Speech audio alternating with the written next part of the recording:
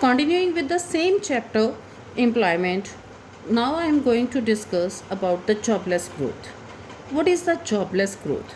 When there is increase in the GDP but there is less opportunities for the job, that is called jobless growth. Or we can say jobless growth is a situation when the level of output is in the economy tends to rise owing to the innovative technology without any perceptible rise in the level of employment. Jobless growth leads to chronic unemployment even when there is rise in the GDP. Means GDP ਦੇ ਵਿੱਚ ਸਾਡੇ ਕੋਲ rise ਹੋ ਰਿਹਾ ਹੈ but jobs ਦੇ ਵਿੱਚ ਸਾਡੇ ਕੋਲ ਰਾਈਜ਼ ਨਹੀਂ ਹੋ ਰਿਹਾ ਹੈ. This is because level of output is achieved in the two ways. First, through the greater employment opportunities, means greater participation rate, and through the better technology. If we are moving with the greater participation, ਤਾਂ ਸਾਡੇ ਕੋਲੇ jobless growth ਵਾਲੀ problem ਨਹੀਂ ਆਏਗੀ. But poor countries like India, ਜਿੱਥੇ ਸਾਡੇ ਕੋਲੇ unemployment ਬਹੁਤ ਜ਼ਿਆਦਾ ਹੈ, ਤਾਂ ਉੱਥੇ ਸਾਡੇ ਕੋਲ this is the main reason ਕਿ ਅਸੀਂ ਜਿਹੜੀ ਗਰੋਥ ਕਰ ਰਹੇ ਹਾਂ, that is the jobless growth owing to the better technology. ਅਸੀਂ ਉੱਥੇ ਉਹਦੇ ਵਿੱਚ ਕੰਟਰੀਬਿਊਸ਼ਨ ਜ਼ਿਆਦਾ ਉਹਨਾਂ ਦੀ ਕਰ ਰਹੇ ਹਾਂ ਰੈਦਰ ਦੈਨ ਦਾ ਇੰਪਲੋਇਮੈਂਟ ਓਪਰਚੁਨਿਟੀਜ਼. ਤਾਂ ਸਾਡੇ ਕੋਲ ਜੋਬਲੈਸ ਗਰੋਥ ਦੀ ਜਿਹੜੀ ਸਿਚੁਏਸ਼ਨ ਆਉਂਦੀ ਹੈ. Why are we relying more on technology and less on employment? India ਵਰਗੀ ਕੰਟਰੀ ਦੇ ਵਿੱਚ, ਜਿੱਥੇ ਅਸੀਂ ਸੈਕਿੰਡ ਹਾਈਐਸਟ ਪਾਪੂਲੇਟਡ ਕੰਟਰੀਜ਼ ਦੇ ਵਿੱਚ ਆ ਜਾਂਦੇ ਹਾਂ, ਤਾਂ ਉੱਥੇ ਅਨਇੰਪਲੋਇਮੈਂਟ ਸਾਡੇ ਕੋਲ ਉੱਥੇ ਜਿਹੜੀਆਂ ਸਾਨੂੰ ਜੋਬ ਸਾਡੀ ਜਿਹੜੀ growth है, it should be greater employment through the greater employment. तो ਇੱਥੇ ਸਾਡੇ ਕੋਲੇ ਅਸੀਂ ਕਿਉਂ greater employment ਦੀ ਜਗ੍ਹਾ ਦੇ ਉੱਤੇ ਅਸੀਂ ਟੈਕਨੋਲੋਜੀ ਦੇ ਉੱਤੇ ਬੇਸਡ ਹੈ? ਬਿਕੋਜ਼ MNCs ਨੇ ਸਾਨੂੰ ਸਾਡੀ ਜਿਹੜੀ ਮਲਟੀਨੈਸ਼ਨਲ ਕੰਪਨੀਜ਼ ਹੈ, ਉਹਨਾਂ ਨੇ ਸਾਡੀ ਜਿਹੜੀ ਗਰੋਥ ਪ੍ਰੋਸੈਸ ਨੂੰ ਹਾਈਜੈਕ ਕਰ ਲਿਆ. ਬਿਕੋਜ਼ ਇਹਨਾਂ ਨੂੰ ਹਾਈ ਗਰੋਥ ਰੇਟ ਚਾਹੀਦਾ ਹੁੰਦਾ, that's why they are more relying on the technology rather than the greater employment, ਜਾਂ ਅਸੀਂ ਮੈਨ ਪਾਵਰ ਨੂੰ ਯੂਜ਼ ਕਰਨ ਦੀ ਜਗ੍ਹਾ ਦੇ ਉੱਤੇ. ਬਿਕੋਜ਼ ਉਹਨਾਂ ਨੂੰ ਜ਼ਿਆਦਾ ਜਿਹੜੀ ਪ੍ਰੋਡਕਟੀਵਿਟੀ ਮਿਲਦੀ ਹੈ, that is through the technology. Employment generating programs ਦੇ ਵਿੱਚ ਉਹ ਜ਼ਿਆਦਾ ਬਿਲੀਵ ਨਹੀਂ ਕਰਦੇ ਗੇ. ਅਗਰ ਸਾਡੇ ਕੋਲ ਗਰੋਥ ਰੇਟ ਹੈ ਜਿਹੜਾ ਇੰਪਲੋਇਮੈਂਟ ਦਾ ਨੀਚੇ ਨੂੰ ਜਾਂਦਾ ਜਾਏਗਾ, ਤਾਂ it is alarming situation for the country ਕਿ ਸਾਨੂੰ ਇਸ ਟਾਈਮ ਹੁਣ ਉੱਠਣ ਦੀ ਜ਼ਰੂਰਤ ਹੈ. Because it widens the gulf in between the rich and the poor. ਸਾਡਾ ਜਿਹੜਾ ਗਰੋਥ ਰੇਟ ਹੈ, it slows down and rate of employment ਹੈ ਜਿਹੜਾ ਸਲਾਈਡ ਡਾਊਨ ਕਰ ਰਿਹਾ ਫਰੋਮ 1.5% ਟੂ ਜਸਟ 1%. ਨੀਚੇ ਨੂੰ ਆ ਰਿਹਾ ਹੈ ਇੰਪਰੂਵ ਕਰਨ ਦੀ ਜਗ੍ਹਾ ਦੇ ਉੱਤੇ. Next we are having casualization and informalization of workforce. Casualization of workforce means it is a situation when the percentage of casually hired worker in the total workforce tends to rise over the time. ਸਾਡੇ ਕੋਲ ਜਦੋਂ casually hired workers means unskilled workers ਆ ਜਿਹੜੇ ਉਹ total workforce ਦੇ ਵਿੱਚ rise ਕਰਦੇ ਜਾਂਦੇ ਆ, ਤਾਂ ਅਸੀਂ ਉਹਨਾਂ ਨੂੰ ਕੀ ਬੋਲਦੇ ਹਾਂ? ਕੈਜੂਅਲਾਈਜੇਸ਼ਨ. ਬਿਕੋਜ਼ ਇੱਥੇ ਸਾਡੇ ਕੋਲ ਪਾਪੂਲੇਸ਼ਨ ਬਹੁਤ ਜ਼ਿਆਦਾ ਹੈ, ਲੋਕਾਂ ਨੂੰ ਕੰਮ ਚਾਹੀਦਾ ਹੈ, because they are struggling with the abject poverty. ਤਾਂ ਉਹਦੇ ਲਈ ਉਹ ਲੈਸ ਰੇਟ ਦੇ ਉੱਤੇ ਵੀ ਕੰਮ ਕਰਨ ਦੇ ਲਈ ਤਿਆਰ ਹੋ ਜਾਂਦੇ ਆ. ਤਾਂ ਉਹਨਾਂ ਕੋਲ ਕੋਈ ਸਕਿੱਲਸ ਨਹੀਂ ਹੁੰਦੀਆਂ ਬਿਕੋਜ਼ ਲਿਟਰੇਸੀ ਰੇਟ ਘੱਟ ਹੈ. ਤਾਂ ਮਾਰਜਨਲ ਵਰਕਰਸ ਹੋ ਗਏ ਸਾਡੇ ਕੋਲ ਅਰਬਨ ਏਰੀਆਜ਼ ਦੇ ਵਿੱਚ ਜਿਹੜੇ ਉਹ ਕਰ ਜਾਂਦੇ ਆ, ਮਾਈਗ੍ਰੇਟ ਕਰ ਜਾਂਦੇ ਆ. ਈਵਨ ਦੋ ਦੇ ਆਰ ਡੇਲੀ ਵੇਜਰਸ ਜਿਹੜੇ ਸਾਡੇ ਕੋਲ ਹੁੰਦੇ ਆ, they are working at the lower wage rates. ਉਹਨਾਂ ਕੋਲ ਬਾਰਗੇਨਿੰਗ ਪਾਵਰ ਕੁਛ ਨਹੀਂ ਹੁੰਦੀ ਗੀ ਬਿਕੋਜ਼ ਉਹ ਅਨਇੰਪਲਾਇਡ ਹੈ. ਐਂਡ ਇੱਥੇ ਸਾਡੇ ਕੋਲ ਇੱਕੋ ਹੀ ਪ੍ਰਿੰਸੀਪਲ ਫੋਲੋ ਕੀਤਾ ਜਾਂਦਾ, ਹਾਇਰ ਐਂਡ ਫਾਇਰ. ਜਾਂ ਤਾਂ ਤੁਸੀਂ ਕੰਮ ਕਰ ਲਓ, ਅਦਰਵਾਈਜ਼ ਤੁਹਾਨੂੰ ਕੱਢ ਦਿੱਤਾ ਜਾਏਗਾ. Second is a ਇਨਫੋਰਮਲਾਈਜੇਸ਼ਨ. ਇਨਫੋਰਮਲਾਈਜੇਸ਼ਨ ਸਾਡੇ ਕੋਲ ਕੀ ਹੁੰਦੇ, ਜਦੋਂ ਇਨਫੋਰਮਲ ਵਰਕਰਸ ਹੈਗੇ, the percentage of informal workers tend to rise over the time. This is called informalization. ਸਾਡੇ ਕੋਲ ਦੋ ਤਰ੍ਹਾਂ ਦੇ ਸੈਕਟਰਸ ਆਉਂਦੇ, ਫਾਰਮਲ ਸੈਕਟਰਸ ਅਤੇ informal sector.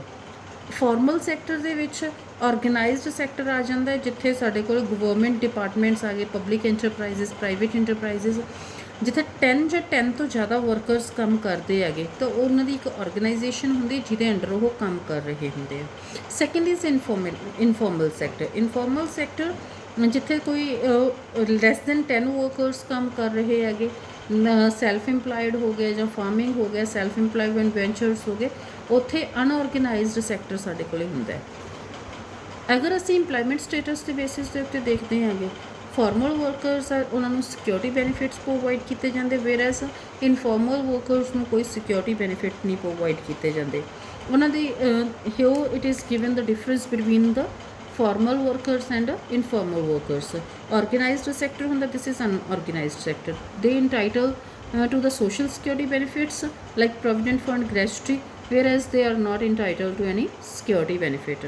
They can form the trade unions, or trade unions form कर सकते हैं कि they cannot form the trade unions because they are under the organized sector, that's why they can form the trade unions, but they are under organized sector, that's why they cannot form the trade unions.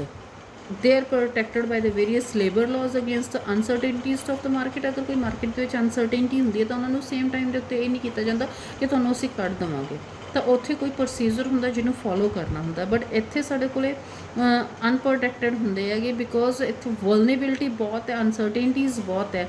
ਕਿਸੇ ਨੂੰ ਵੀ person ਅਗਰ ਇੱਕ ਦਿਨ ਦੇ ਲਈ ਵੀ ਕੰਮ ਤੇ ਨਹੀਂ ਆਉਂਦਾ ਤਾਂ ਉਸ ਤੋਂ ਬਾਅਦ ਉਹਨੂੰ ਇਹ ਕਹਿ ਦਿੱਤਾ ਜਾਂਦਾ ਹੈ ਕਿ ਤੁਸੀਂ ਆਪਣਾ ਕੰਮ ਕਿਤੇ ਹੋਰ ਵੀ ਦੇਖ ਸਕਦੇ ਹੋ, ਬਿਕੋਜ਼ ਕੰਪੀਟੀਸ਼ਨ ਬਹੁਤ ਹੈ ਵਰਕਿੰਗ ਦੇ ਵਿੱਚ। ਫਾਰਮਲ ਵਰਕਰਸ ਆਰ ਲਾਈਕ ਜਿਵੇਂ ਰੈਗੂਲਰ ਵਰਕਰਸ ਸਾਡੇ ਕੋਲ ਆ ਗਏ, ਜਿਹੜੇ ਇਨਫਾਰਮਲ ਵਰਕਰਸ ਹੁੰਦੇ ਡੇਲੀ ਬੇਸਰਸ ਹੁੰਦੇ ਆ।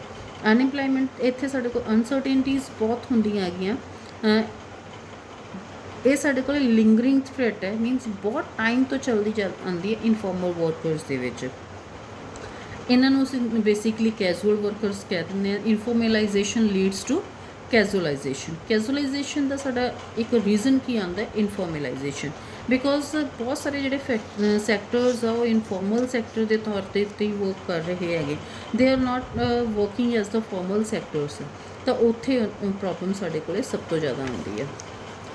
ਕਿਉਂਕਿ ਸਾਡੇ ਕੋਲ 1991 ਦੇ ਵਿੱਚ ਨਿਊ ਇਕਨੋਮਿਕ ਪਾਲਿਸੀ ਸੀ, ਉਹਦੇ ਇਕਨੋਮਿਕ ਰਿਫੋਰਮਸ ਹੋਏ ਸੀ। ਅੰਡਰ ਦਿਸ ਲਿਬਰਲਾਈਜੇਸ਼ਨ, ਪ੍ਰਾਈਵੇਟਾਈਜੇਸ਼ਨ ਅਤੇ ਗਲੋਬਲਾਈਜੇਸ਼ਨ ਸਾਡੇ ਕੀ ਐਲੀਮੈਂਟ ਸੀਗੇ। ਐਂਡ ਇੱਥੇ ਅਸੀਂ ਕੰਟਰੋਲਡ ਇਕੋਨਮੀ ਨੂੰ ਮਾਰਕੀਟ ਇਕੋਨਮੀ ਦੇ ਵਿੱਚ ਚੇਂਜ ਕਰ ਦਿੱਤਾ ਸੀ। Controlled economy which was under the control of the government and government monopoly ਸੀ ਉਸ ਟਾਈਮ ਦੇ ਉੱਤੇ। Now this is a market economy, ਔਰ ਮਾਰਕੀਟ ਇਕੋਨਮੀ ਦੇ ਵਿੱਚ ਇਨਫੋਰਮਲਾਈਜੇਸ਼ਨ, ਕੈਜੂਅਲਾਈਜੇਸ਼ਨ ਬਹੁਤ ਜ਼ਿਆਦਾ ਹੁੰਦੀ ਹੈਗੀ। Here it is given formal sector ਦੇ ਵਿੱਚ ਸਾਡੇ ਕੋਲੇ male workers 24 and female workers ਸਾਡੇ ਕੋਲੇ 6% ਸਾਡੇ ਕੋਲੇ ਆ ਜਾਂਦੇ ਹੈਗੇ। And here we are having 310 and 133 informal sector ਦੇ ਵਿੱਚ। ਤਾਂ ਫਾਰਮਲ ਸੈਕਟਰ ਦੇ ਵਿੱਚ ਵਰਕਫੋਰਸ ਆ ਜਿਹੜੀ that is very less as compare to the informal sectors. Next we are having unemployment. Unemployment refers to the situation when people who are willing and able to work at the existing wage rate, they are able to work but they are not getting the work. Means ਉਹ ਇਹਨੂੰ ਅਸੀਂ ਜੋ ਕੰਮ ਕਰਨਾ ਚਾਹੁੰਦੇ ਉਹਨਾਂ ਨੂੰ ਉਹ ਕੰਮ ਨਹੀਂ ਮਿਲਦਾ ਗਾ at the existing wage rate. What is important, that is existing wage rate. ਜੋ wage rate ਚੱਲ ਰਿਹਾ ਹੈ ਉਸ wage rate ਦੇ ਉੱਤੇ ਕਿੰਨੇ ਪਰਸਨ ਜਿਹੜੇ ਐਕਚੁਅਲੀ ਵਿਲਿੰਗ ਟੂ ਵਰਕ ਹੈ, willing and able to work, but ਅਗਰ ਉਹਨਾਂ ਨੂੰ ਕੰਮ ਨਹੀਂ ਮਿਲਦਾ ਤਾਂ ਅਸੀਂ ਉਹਨੂੰ ਅਨਇੰਪਲਾਇਡ ਕੰਸੀਡਰ ਕਰਦੇ ਹਾਂ। Types of unemployment, we are having 2 types of unemployment, disguised unemployment and seasonal unemployment. Disguised unemployment already we have discussed ਕਿ ਸਾਡੇ ਕੋਲੇ disguised unemployment ਕਿਹੜੀ ਹੁੰਦੀ ਹੈਗੀ, ਜਿੱਥੇ ਕੰਮ ਕਰਨ ਦੇ ਲਈ ਘੱਟ ਜਣਿਆਂ ਦੀ ਜ਼ਰੂਰਤ ਹੈ ਬਟ ਐਕਚੁਅਲ ਦੇ ਵਿੱਚ ਉਸ ਤੋਂ ਕਿਤੇ ਜ਼ਿਆਦਾ ਕੰਮ ਦੇ ਵਿੱਚ ਲੱਗੇ ਹੋਏ ਆ। Like in a farm if 10 workers are working but actual ਦੇ ਵਿੱਚ ਰਿਕੁਆਇਰ ਉਹ ਕੰਮ ਕਿੰਨੇ ਲੋਕਾਂ ਦਾ ਕਰ ਰਹੇ, ਸਿਰਫ 6 ਜਣਿਆਂ ਦਾ ਕੰਮ ਕਰ ਰਹੇ ਆ, ਤਾਂ 4 ਜਣੇ ਜਿਹੜੇ ਐਕਸਟਰਾ ਹੈ ਉਹਨਾਂ ਦੀ ਪ੍ਰੋਡਕਟਿਵਿਟੀ ਤਾਂ ਕੋਈ ਨਹੀਂ ਹੈ, they are having zero marginal productivity but still ਦੇ ਆਰ ਵਰਕਿੰਗ ਬਿਕੋਜ਼ ਉਹਨਾਂ ਨੂੰ ਕੋਈ ਹੋਰ ਕੰਮ ਹੀ ਨਹੀਂ ਹੈਗਾ, ਤਾਂ ਉਹਨੂੰ ਅਸੀਂ ਡਿਸਗਾਈਜ਼ਡ ਅਨਇੰਪਲਾਇਮੈਂਟ ਬੋਲਦੇ ਹੈਗੇ। ਸਾਡੇ ਕੋਲ ਜੁਆਇੰਟ ਫੈਮਿਲੀ ਸਿਸਟਮ ਹੁੰਦਾ ਹੈ, ਜਿੰਨੇ ਲੋਕ ਕੰਮ ਹੁੰਦੇ ਆ ਘਰ ਦੇ ਵਿੱਚ ਸਾਰੇ ਹੀ ਖੇਤੀ ਦੇ ਵਿੱਚ ਇਨਵੋਲਵ ਹੋ ਜਾਂਦੇ ਆ। ਸਾਡਾ ਜਿਹੜੀ ਮੋਰ ਓਵਰ ਸਾਡਾ ਫੈਮਿਲੀ ਸਾਈਜ਼ ਹੈ ਉਹ ਵੱਧਦਾ ਜਾਂਦਾ ਹੈ ਐਂਡ ਜਿਹੜਾ ਫਾਰਮ ਸਾਈਜ਼ ਹੈ ਉਹ ਘਟਦਾ ਜਾਂਦਾ ਹੈ। This is also a reason for the disguised unemployment. And ਸਾਡੇ ਕੋਲੇ ਅਸੀਂ ਨॉन ਫਾਰਮ ਐਕਟੀਵਿਟੀਜ਼ ਸਾਡੇ ਕੋਲੇ ਬਹੁਤ ਘੱਟ ਹੈ ਰੂਰਲ ਏਰੀਆ ਅਰਬਨ ਏਰੀਆਜ਼ ਦੇ ਵਿੱਚ, ਸੌਰੀ ਰੂਰਲ ਏਰੀਆਜ਼ ਦੇ ਵਿੱਚ। That's why they are just moving to the farm activities only. ਤਾਂ ਸਾਡੇ ਕੋਲ disguised unemployment, this is the unemployment unemployed. ਸਾਡੇ ਕੋਲ persons are employed but actually not, ਅਗਰ ਅਸੀਂ ਉਹਨਾਂ ਨੂੰ ਇਹ ਕਹਿ ਸਕਦੇ ਹਾਂ ਕਿ ਕੰਮ ਤਾਂ ਕਰ ਰਹੇ ਪਰ ਐਕਚੁਅਲ ਦੇ ਵਿੱਚ ਉਹਨਾਂ ਦੀ ਪ੍ਰੋਡਕਟਿਵਿਟੀ ਕੋਈ ਨਹੀਂ ਹੈਗੀ। Data source for unemployment, here they have given the source of data on unemployment is this is the report of the census of India। 10 years ਬਾਅਦ ਅਸੀਂ ਸਰਵੇ ਕਰਦੇ ਹੁੰਦੇ ਹੈਗੇ, ਉਹਨੇ ਦਿੱਤਾ ਹੋਇਆ ਹੈ ਸਾਨੂੰ। ਤਾਂ ਉਹਦੇ ਅਕੋਰਡਿੰਗ ਅਨਇੰਪਲੋਇਮੈਂਟ ਸਿਚੁਏਸ਼ਨ ਸਾਡੇ ਕੋਲ ਲੇਬਰ ਵਰਕ ਫੋਰਸ ਸਰਵਿਸ ਦੇ ਅਕੋਰਡਿੰਗ ਸਾਡੇ ਕੋਲ ਆਉਂਦੀ ਹੈਗੀ ਕਿ ਅਸੀਂ ਕਿੰਨੇ ਪਰਸਨ ਜਿਹੜੇ ਇੰਪਲਾਇਡ ਹੈਗੇ, ਔਰ ਸਾਨੂੰ ਦੱਸਦੇ ਹੈਗੇ directorate general of employment and training data of registration with the employment exchanges, they have given the data. ਤਾਂ ਉਹਦੇ ਅਕੋਰਡਿੰਗ ਸਾਨੂੰ ਪਤਾ ਲੱਗਦਾ। Then next we are having seasonal unemployment.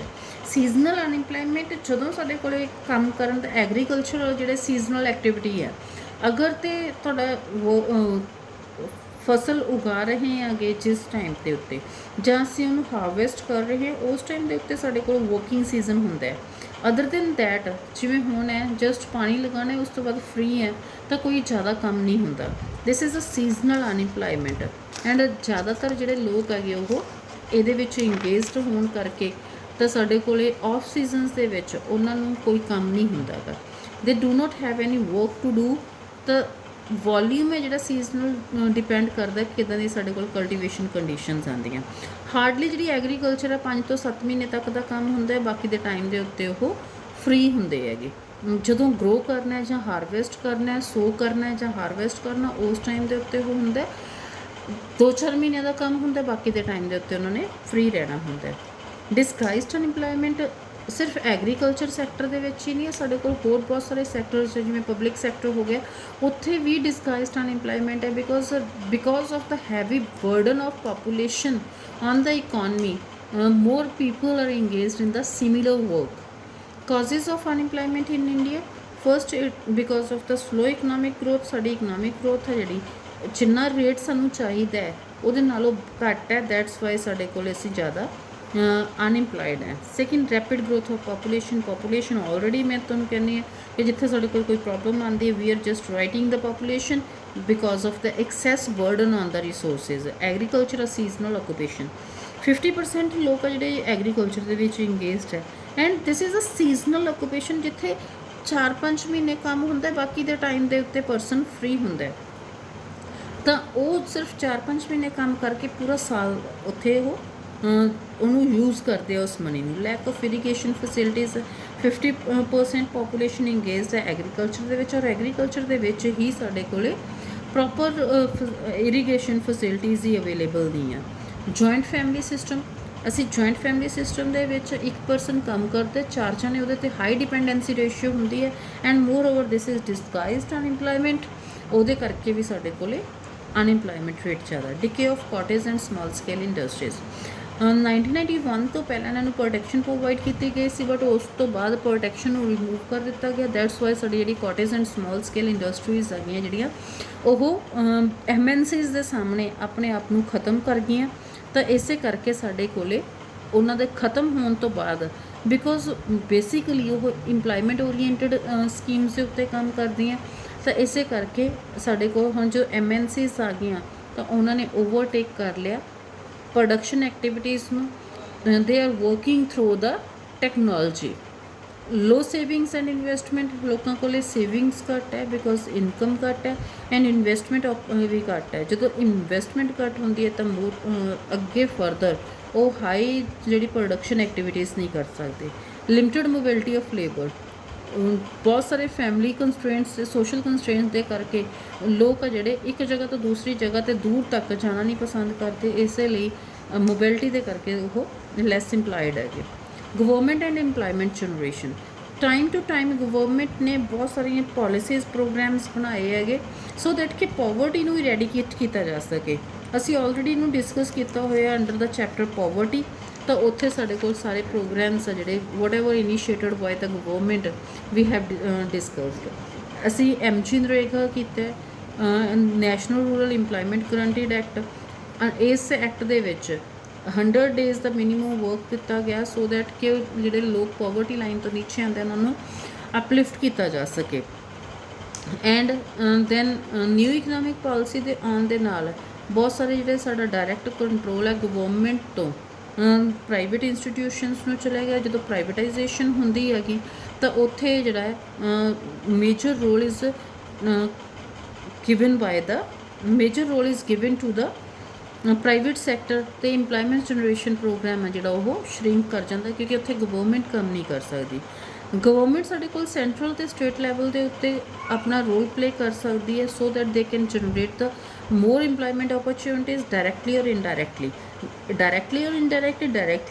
under the programs, and indirectly ਅਗਰ government ਆਪਣੇ ਜਿਹੜੇ production areas increase ਕਰ ਦਿੰਦੀ ਹੈ, like government can run the hotels, transport companies ਹੋ ਗਈਆਂ, ਜਾਂ ਸਟੀਲ ਪ੍ਰੋਡਕਟ ਹੋ ਗਿਆ, ਕੁਛ ਵੀ ਉਹ ਕਰਦੀ ਹੈਗੀ ਗਵਰਨਮੈਂਟ ਓਨਡ ਅਗਰ ਇੰਸਟੀਟਿਊਸ਼ਨ ਜ਼ਿਆਦਾ ਹੈ ਤਾਂ ਉਹਦੇ ਨਾਲ ਆਊਟਪੁੱਟ ਹੈ ਜਿਹੜੀ ਪ੍ਰਾਈਵੇਟ ਸੈਕਟਰ ਦੇ ਵਿੱਚ ਵੀ ਇਨਕਰੀਜ਼ ਕਰੇਗੀ because whatever raw materials government providing to the private sector ਉਹਦੇ ਨਾਲ ਜ਼ਿਆਦਾ ਇੰਪਲੋਇਮੈਂਟ ਓਪਰਚੁਨਿਟੀਜ਼ ਜਨਰੇਟ ਕਰ ਸਕਦੇ ਆ। ਜਾਂ ਜੇ ਗਵਰਨਮੈਂਟ ਹੋਟਲ ਰਨ ਕਰਦੀ ਹੈ ਤਾਂ ਉਹਦੇ ਅਲਾਈਡ ਐਕਟੀਵਿਟੀਜ਼ ਦੇ ਵਿੱਚ ਪ੍ਰਾਈਵੇਟ ਸੈਕਟਰ ਕੰਮ ਕਰ ਸਕਦਾ। ਇਸੇ ਤਰ੍ਹਾਂ government directly and indirectly both ways ਦੇ ਵਿੱਚ ਕੰਮ ਕਰ ਸਕਦੀ ਹੈ। And government has taken the initiative in the form of Make in India, Skill India and startups। ਸਾਡੇ ਕੋਲ what is a skill India? ਸਾਡੇ ਇੰਡੀਆ ਨੂੰ ਸਕਿਲਫੁਲ ਬਣਾਇਆ ਜਾਵੇ ਸੋ ਦੈਟ ਕਿ ਉਹ ਸੈਲਫ ਇੰਪਲੋਇਮੈਂਟ ਓਪਰਚੁਨਿਟੀਜ਼ ਹੈ ਉਹਨਾਂ ਨੂੰ ਜਨਰੇਟ ਕੀਤਾ ਜਾਵੇ। These are startups for the we can say these are for the what we can say it is self employment generation programs we can say। Government ਨੇ ਕੁਛ campaigns launch ਕੀਤੀਆਂ ਗਈਆਂ ਜਿਨ੍ਹਾਂ ਦੇ ਵਿੱਚ ਗਵਰਨਮੈਂਟ ਇਹ ਚਾਹੁੰਦੀ ਹੈਗੀ ਕਿ ਅਸੀਂ ਆਪਣਾ ਜਿਹੜਾ ਗਰੋਥ ਦਾ ਮਾਡਲ ਲੈ ਕੇ ਚੱਲਣਾ ਹੈ ਕਿ ਗਰੋਥ ਐਂਡ ਡਿਵੈਲਪਮੈਂਟ ਹੋਣੀ ਚਾਹੀਦੀ ਹੈ। This is with the help of the employment programs, ਜਿੱਥੇ ਅਸੀਂ ਸੈਲਫ ਇੰਪਲੋਇਮੈਂਟ ਦੇ ਉੱਤੇ ਜ਼ਿਆਦਾ ਫੋਕਸ ਕੀਤਾ ਹੋਇਆ।